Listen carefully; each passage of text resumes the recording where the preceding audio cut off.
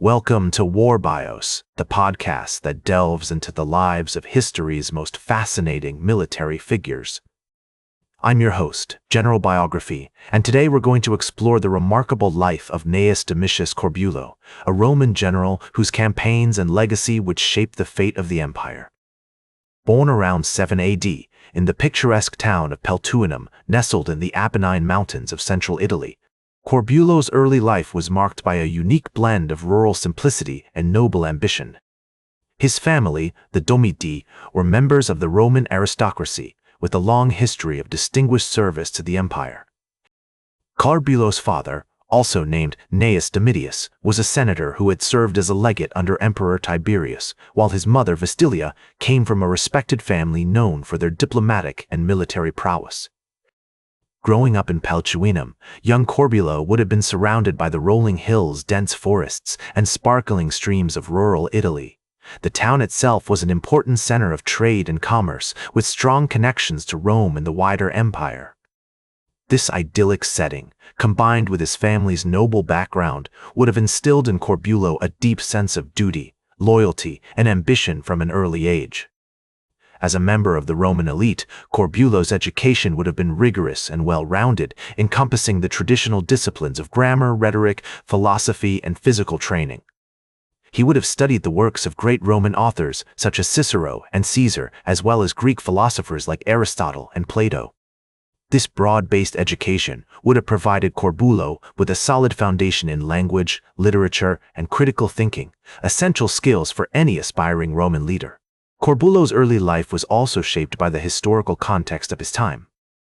The Roman Empire, under the rule of Emperor Tiberius, was expanding rapidly, with military campaigns underway in Germania, Illyricum, and the East.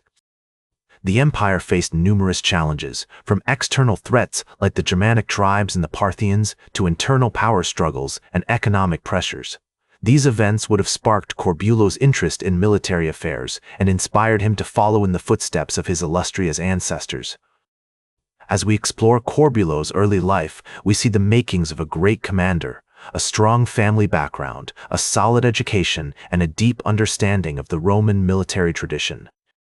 His upbringing in Peltuinum would have given him a unique perspective on the world, combining the values of rural Italy with the ambitions of Rome's noble elite.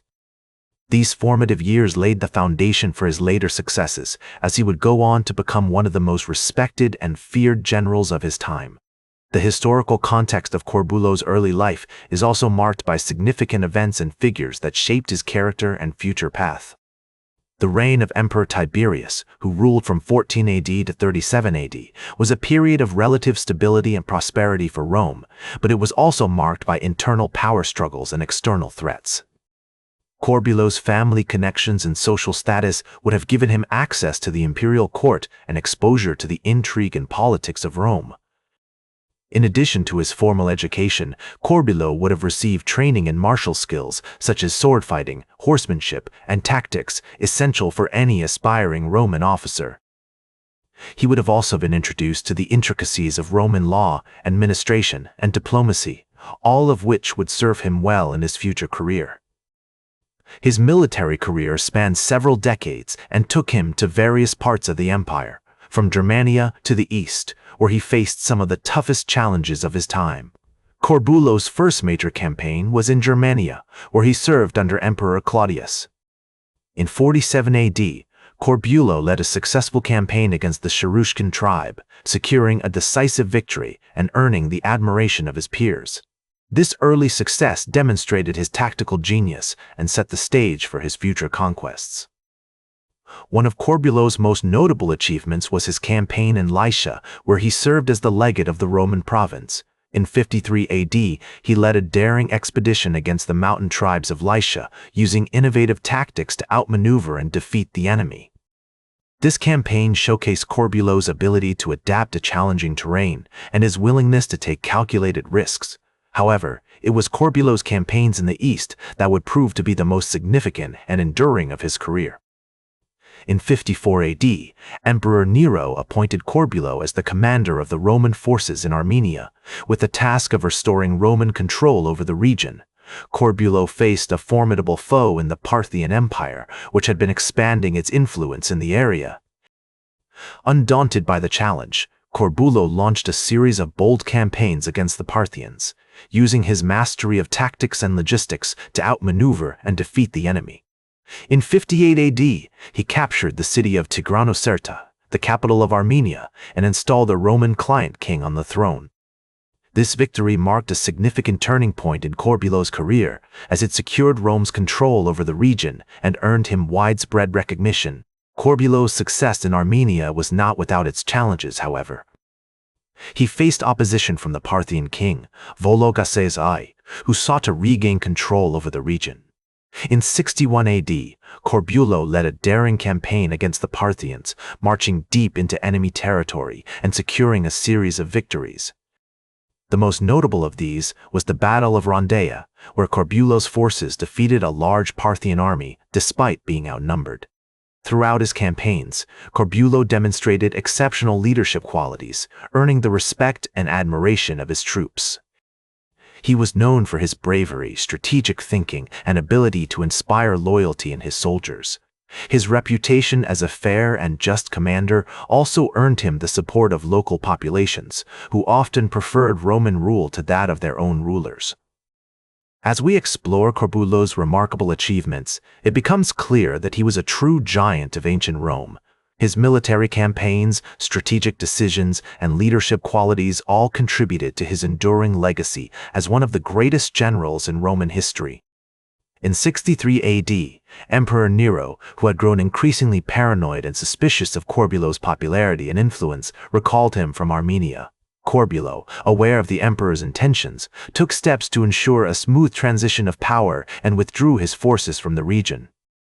Upon his return to Rome, Corbulo was greeted as a hero, with the Roman people and the Senate hailing him as a champion of Roman power and prestige.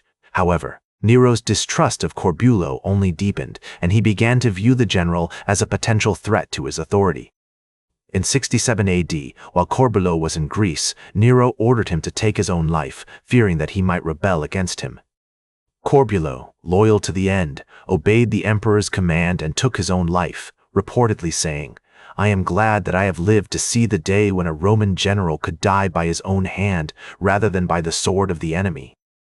His death marked the end of an era in Roman history, as one of the greatest generals of all time was lost to the whims of a tyrannical emperor. Despite his tragic end, Corbulo's legacy endured. He remained a celebrated figure in Roman history, with his campaigns and victories studied by military strategists and historians for centuries to come. His leadership qualities, bravery, and strategic thinking continue to inspire military leaders around the world, and his name has become synonymous with excellence and heroism. As we reflect on Corbulo's life and legacy, it becomes clear that he was a true giant of ancient Rome. His achievements on the battlefield, his leadership qualities, and his unwavering loyalty to Rome have left an indelible mark on history. As the Roman historian Tacitus wrote, "Corbulo was a man of great genius, and his name will live on forever as a testament to the power and prestige of Rome." In conclusion, Corbulo's story serves as a reminder of the enduring power of courage, loyalty, and leadership. His legacy continues to inspire us today, offering valuable lessons for military leaders, historians, and anyone interested in the ancient world. As we close our exploration of Corbulo's life, we are reminded that true greatness is not measured by the length of one's life, but by the depth of one's impact on the world. That's all for today's War Bios. Remember to like, share, and subscribe, and until next time, I'm General Biography reminding you to keep marching toward victory.